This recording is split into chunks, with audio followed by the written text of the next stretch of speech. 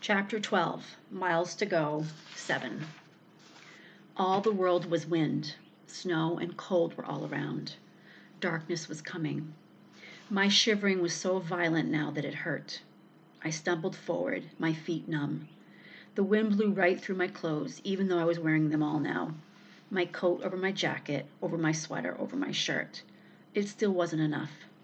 The wind was a monster with icy claws that sunk deep into me. It wouldn't let go. Bo floundered in the snow.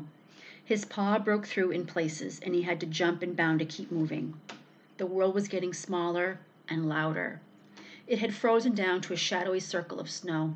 Sometimes there would be a gust of wind, and the clouds around me would lift, and for a moment I could see out to snow ridges and clouds and banks farther away.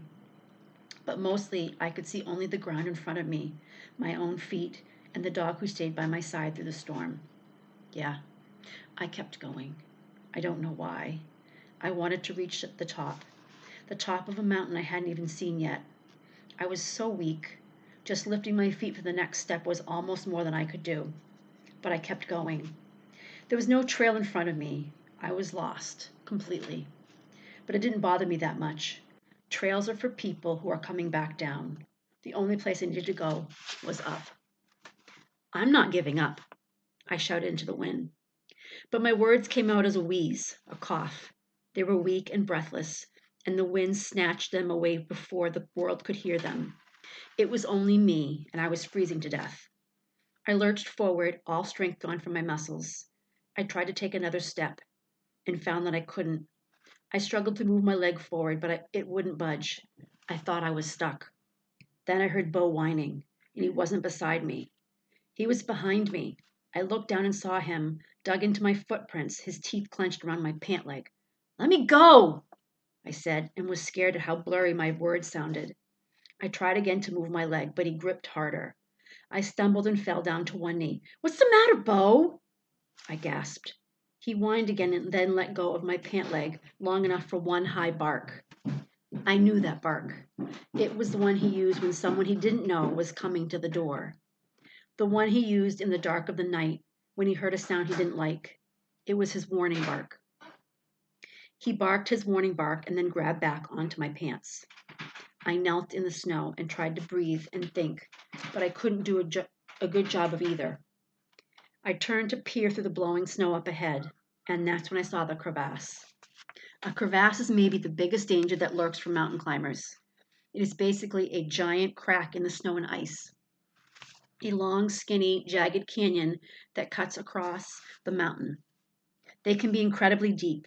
A crevasse could be only 3 or 4 feet across at the top, but hundreds of deadly feet deep. Sometimes their tops get covered by snow, like the mountains laid a trap. If a climber falls in one, it's almost always the end of their story. You plunge down into the darkness, down until the space gets narrower and narrower, and you're finally stuck, pinched between 2 ice walls, far from any rescue. You die of cold or hunger or suffocation, trapped in a dark coffin made of ice. They are a climber's greatest fear. Mount Rainier is covered with them. There was a crevasse stretching in front of me. It was a 5 or 6 foot gap across the top. I couldn't see the bottom. I was only a step from tumbling down into it. My heart, already racing, hammered in my chest. Between the snow and near darkness and my own sick stumbling, I hadn't seen it. I would have walked right into it if Bo hadn't stopped me. I sat in the snow and gasped heavy breaths and felt my heart pounding and peered down into what death looked like. It was black and cold and close. I couldn't see the bottom. I reached back and patted Bo with a cold, clumsy hand. "Good dog," I puffed and let go of my pants.